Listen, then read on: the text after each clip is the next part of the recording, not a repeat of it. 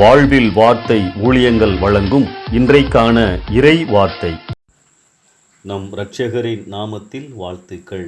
Mark 6ஆம் அதிகாரம் 14 முதல் 29 வசனங்களில் ஆண்டவருக்காய் அக்கினியாய் எரிந்து பிரகாசித்த ஊழியக்காரர் யோவான் ஸ்நானகனின் மரணத்தை பற்றி நாம் வாசிக்கலாம். இந்த பகுதியை ஆழமாக தியானிக்கும் பொழுது பாவம் எவ்வளவு பயங்கரமானது என்பதை நாம் விளங்கிக் கொள்ள முடியும். யோவான் கொலை செய்யப்படுவதற்கு காரணமாயிருந்த அந்த ஏரோது ராஜா தன் சகோதரனின் மனைவியை தன் மனைவியாக்கி கொண்டிருந்தான். பாவம் குடும்பங்களை பிரிக்கின்றது. தன் பாவத்தை தண்டித்த யோவான் ஸ்நானகனை அவர் நீதிமான் என்று அறிந்தும் சிறையில் அடைத்து வைக்கிறான். ஆனால் யோவான் ஸ்நானகன் சிறையில் இருந்தாலும் ஏரோது யோவான் ஸ்நானகனை பார்த்து அவன் ஆலோசனைகளை கேட்டு அதன்படி விருப்பத்தோடே செய்து வந்தான் என பார்க்கிறோம். யோவான் சாதாரண பிரசங்கி அல்ல.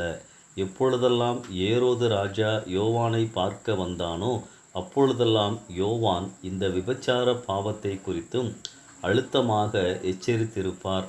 ஆண்டவரின் நற்செய்தியையும் மனம் திரும்புதலின் அவசியத்தையும் கட்டாயம் கூறியிருப்பார்.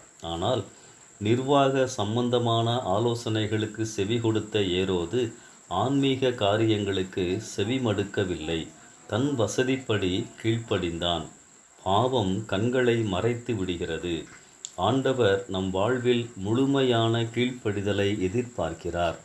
பாவத்தோடு நெருக்கமாய் இருக்கும்போது ஆண்டவரின் சத்தம், ஆண்டவரின் உணர்த்துதல் கேட்காது. நாம் ஆண்டவருக்கு நம் வசதிப்படி கீழ்ப்படுகிறோமா அல்லது ஆண்டவரின் விருப்பப்படி கீழ்ப்படுகிறோமா? ஏரோதுவிற்கு மனம் திரும்ப பல வாய்ப்புகளை ஆண்டவர் யோவானின் மூலமாய் கொடுத்தார். ஆனால் பாவத்தோடு அவன் இருந்த நெருக்கம் அந்த பொன்னான வாய்ப்புகளை வீணாக செய்துவிட்டது. கடைசியில் தவறான வாக்கு கொடுக்க வேண்டிய நிர்பந்தத்திற்கு ஆளாகிறான். தவறான வாழ்க்கை தவறான வாக்குறுதியை கொடுக்க வைத்தது. தவறான வாக்குறுதி தவறான விளைவை கொண்டு வந்தது. மேலும் பாவம் அந்த சிறு பெண்ணின் களங்கமற்ற மனதையும் பாதித்தது. யோவானின் தலையை அந்த தட்டில் எடுத்துக்கொண்டு தன் தாயிடம் நடந்து செல்லும்போது அவள் மனநிலை எப்படி இருக்கும்? பாவம் கொடூரமானது. ஆம், பாவம் குடும்பங்களை பிரிக்கிறது. கீழ்ப்படிய விடாமல் கண்களை மறைக்கிறது. மனம் திரும்ப நல்ல வாழ்க்கை வாழ ஆண்டவர் தரும் வாய்ப்புகளை தடுக்கின்றது. தவறான முடிவுகளை எடுக்க வைக்கிறது. சிறு பிள்ளைகளின் மனதையும் கெடுத்து விடுகின்றது. அன்பானவர்களே, பாவத்தோடு நெருக்கமாக இருக்கிறீர்களா அல்லது சில பாவங்களை மட்டும் உங்கள் வாழ்வில் தொடர அனுமதிக்கிறீர்களா? ஆவியானவர் இந்த காலை வேளையிலே எச்சரிக்கிறார். கவனமாயிருப்போம், விழிப்பாயிருப்போம், பாவங்களுக்கு விலகி இருப்போம். ஆண்டவர் நமக்கு தரும் நல்ல வாய்ப்புகளை தவற விடாதிருப்போம்.